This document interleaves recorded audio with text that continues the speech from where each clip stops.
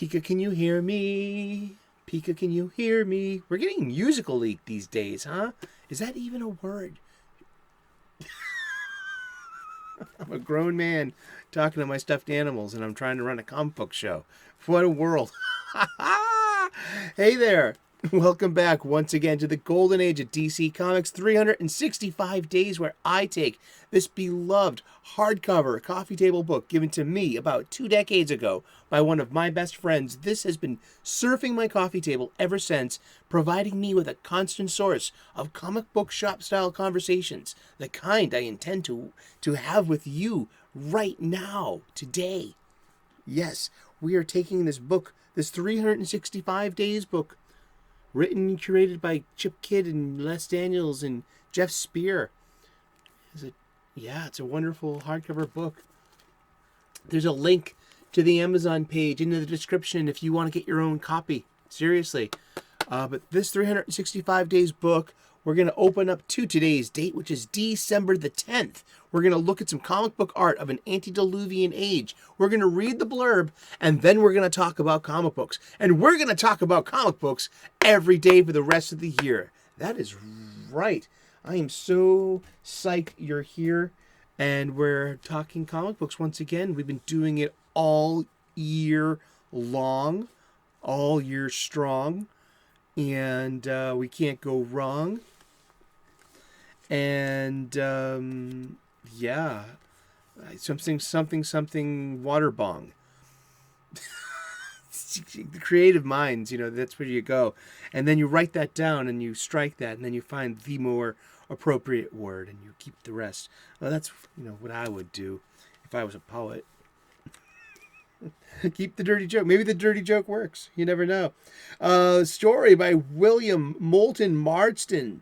Art by Harry G. Peter. We can only be talking about one superhero or heroine in particularly with that battery of talent. Now, a battery is a baseball term. It is the pitcher and the catcher. That is the battery on a baseball team. Is that relationship? That's true. Look it up. It's baseball. It's American, like comic books. Well, European. There's European comic books too, but let's just go with it. Well, the superheroes. They're like jazz and rock and roll. It's just a very American innovation, huh? And story by William Moulton Marston, art by Harry G. Peter, from Sensation Comics number 56, February of 1946. And we have a tug of war with women. And we have Etta Candy and her friends, the Holiday Girls. The Holiday Girls go to Holiday University. And remember, this is in the through the early to mid 1940s. These were positive young women going to college. These were single women, young women going to college and being strong and together and are able to have fantastic adventures and survive them and live to tell the tale and have and just because of their protector, Diana. And I just find I'm always saying there's a lot to unpack with these Golden Age Wonder Woman comic books. I want to get more into these because it is subversive. It is working on a few levels. And it's a wonderful place for it as well. Let's read the blurb. Why don't we? Wonder Woman easily wins this tug of war against Etta Candy and her taller cohorts from Holiday College, thus providing that rope that binds her is not the one that provides her with magical powers.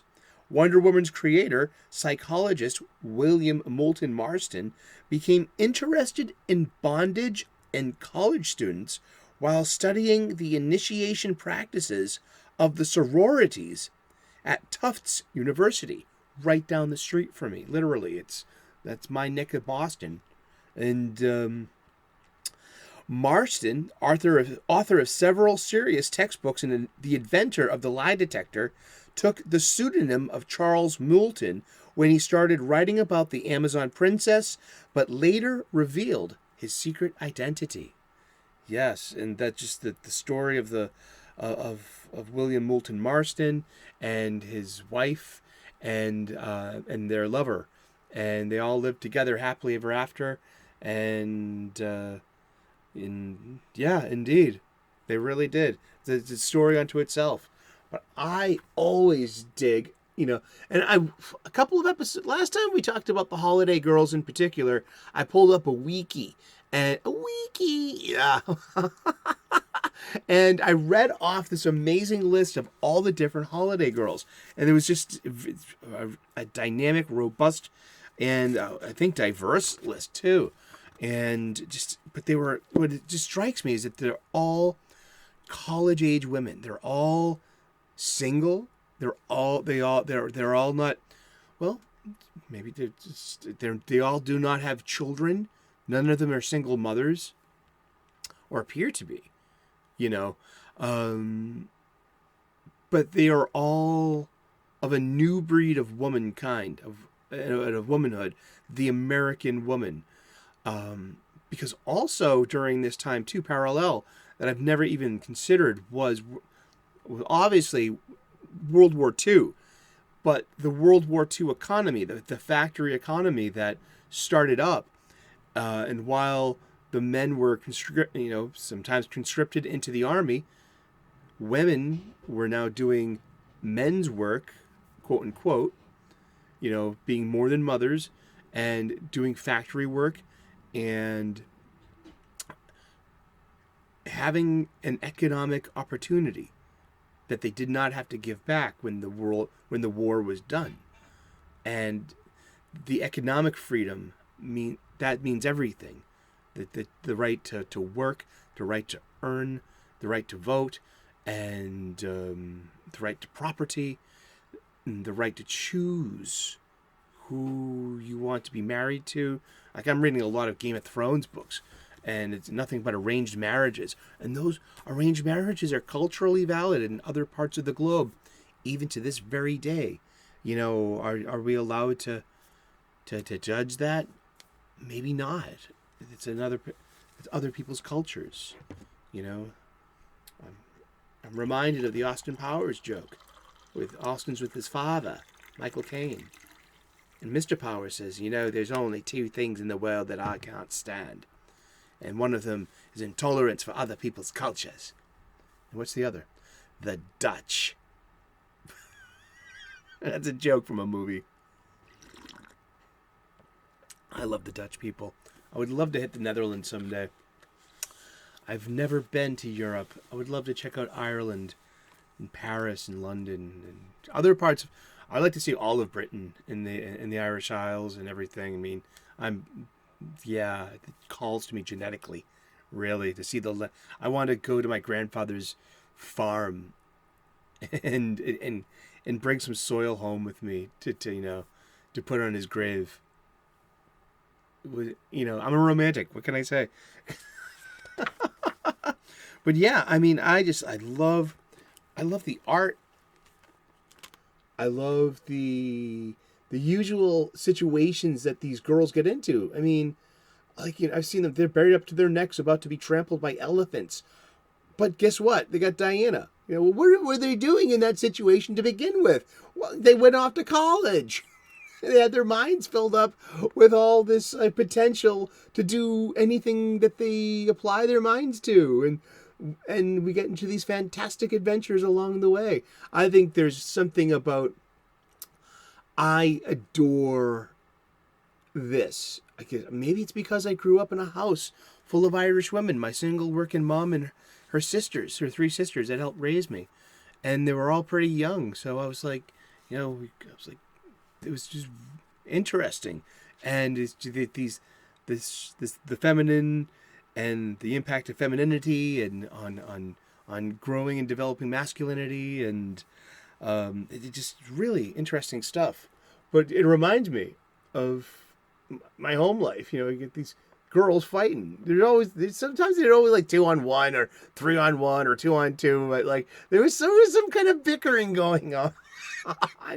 And it just I like to think of that as like classic female energy, this effervescence, this bubbling, this ever creating thing. I mean, like only women can be moms, and aunties and grandmas, and stuff like that. I mean, I hope you know where I'm coming from. I'm not trying to get all like performative and like Judith Butler would say, about gender. Like whatever. That's a different show, not this show. But these old Wonder Woman funny books, just like I want to just dive into them. I need to find some reprints. I'm not into getting the Omnibuy. I am no longer Omnibuy curious. Oh yeah, because of the Kirby one that weighs 10 pounds that I struggle to lift every time I want to show it off. You want to see me struggle. Okay, with super chat for oh god, watch out, and someone could come up behind me and slap my back and my face would freeze that way. It's called memeing. I know I make funny faces, so it's like I'm good with voices. I make voices, I make faces, but in the days of clips and memes. I can try to let's keep it real, man. Like, just it's good to be able to watch that stuff. Oh man, and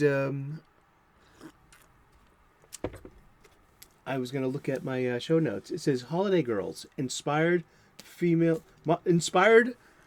modern female fashion, perhaps. I mean, yeah. This looks like a day outside. Girls dressed like this. This is like in some kind of like gymnasium or some kind of. I would assume so. I mean, like what's over here? It's like maybe it's someone's office. I'm not sure why they're dressed like that, but who cares why they're dressed like that? It's got nothing to do with you. It's not your choice. It's comfortable. What do you care? And like, hey, put your eyes somewhere else. Seriously, but like this looks like today. This is what ladies wear outside all the time. I mean, like, that's. Recently, yeah. Hey, when I was their age, like the girls we had a dress code in South Boston, 02127, in the late 80s and early 90s, and we had a white turtleneck, and you had a Fresh Champion sweatshirt over that, and your Jabot jeans. Marathi and Francois Jabot, the little white tag on the top, on the crotch of your blue jeans, or Guess jeans too work, but it was just, we were very picky. And then you peg them, and you could wear Nike Cortez or Adidas Gazelles. Yeah, so that's how girls dress like that too. They did not dress like they did today. At least I had the 90s. Girls in sundresses and Doc Marten boots. That was really hot, But literally, the yoga clothes culture of today, it leaves nothing to the imagination, and it's a world of male gaze. I just want to male gaze. Yeah, well, yeah, I have a male gaze. Of course I do. I'm a guy. But male gaze is it's a cinema term. I mean, it's like the Bechdel test. It's like that's actually, there's nothing to the Bechdel test. It's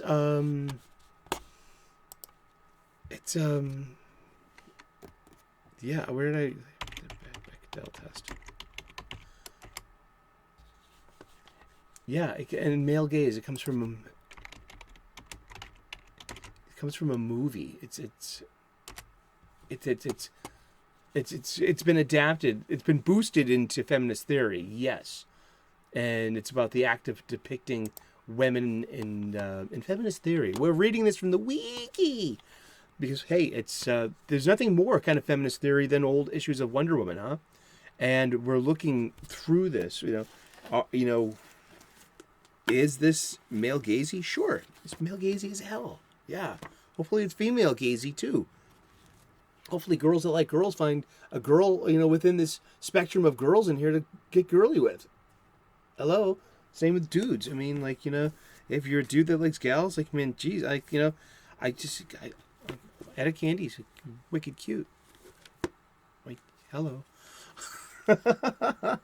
They did a good job with that in the first Wonder Woman movie. I didn't see 84. But yeah, I mean, that looks like modern fashion. And that was 1946. That was drawn in 1946. That was drawn like 75. I don't want to do math. 77, 76 years ago or so. Yeah, let's just say 75. It's Jubilee. It's Diamond Jubilee.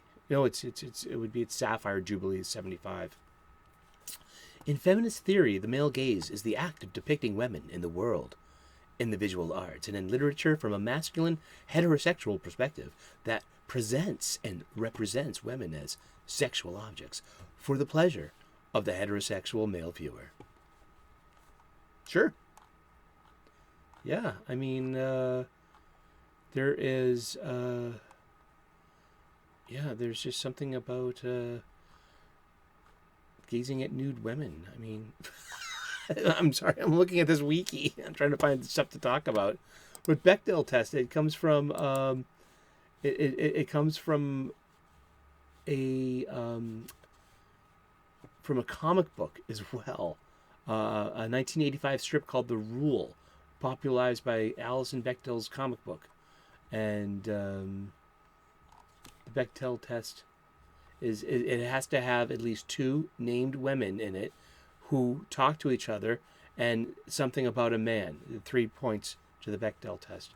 And yeah, this is just, it's okay to talk about feminism. It's okay to talk about, girls and boys, men and women, in the grand spectrum of everyone in between too. Everyone's included here at this station, you know that. So, hopefully, chime in, tell, I will say this much. No one has asked me in real life ever to use preferred pronouns. Like, no one has ever come up to me and say that, will you please refer to me as they, them. And so whenever that happens, that will happen, won't it? But it's out there.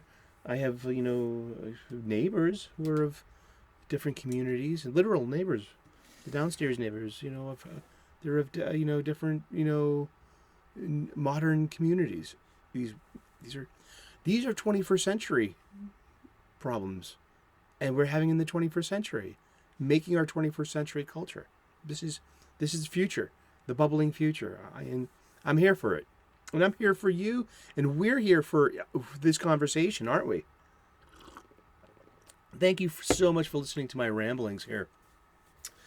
I love unpacking, just talked about almost 20 minutes of conversation because we can unpack one image of Golden Age Wonder Woman that was meant to have a few layers, and it was meant, this kind of comic book was meant to evoke something a little later, I believe, like, stop that! I command you! We all command you! Stop pulling! I refuse to obey this. This rope does not compel me. It can't be the real magic lasso. It's true. Hey. And then she can just break it, because she's super strong. And, I would actually like to read Sensation Comics number 56 one day. I bet they're out there. There's got to be Golden Age archives. I got to look into it. And, but let's see how much would Sensation Comics number 56 go for today.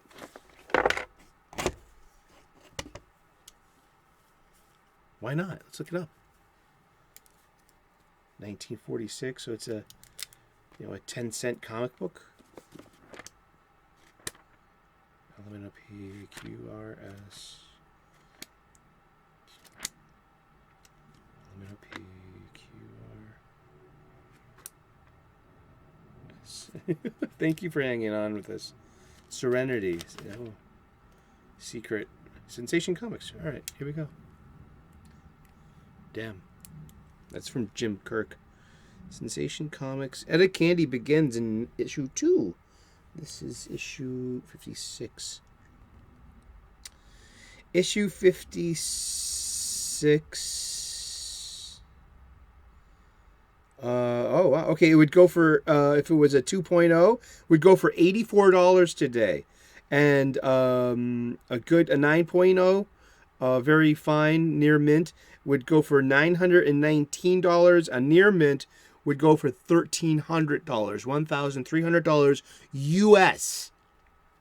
US funds only, please. None of your Canadian monopoly money or your shekels or your euros. You know, maybe pounds. That's proper money. We'll accept the sterling pound here. That's proper money. We've been talking about comic books, haven't we? And we're going to talk about comic books every day for the rest of the year. So tune in tomorrow, 3 p.m. U.S. Eastern. A great way to learn how to tell time. I guarantee it. I need my bookmark.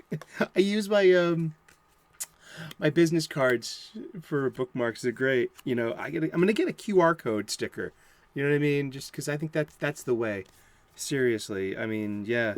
That was a attack. If you're going to make business cards, include a QR code while you're printing them. I thought they looked ugly, and they're very practical. I would totally suggest it. If I had a do-over, I could print new ones, but I literally have a box of them. And convention season's coming up, and it would probably be just as easy to get a roll of little stickers and put QR codes on them. I'm going to 3 conventions already.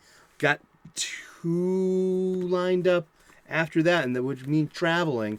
So yeah, if you're into comic books and if you're subscribed to the station, we're going to be covering conventions, the conventions of Boston in 2023, and so yeah, we've got lots of good content on the horizon. We're looking forward to next year, and cosplaying, and definitely thinking. I got a Buck Rogers idea.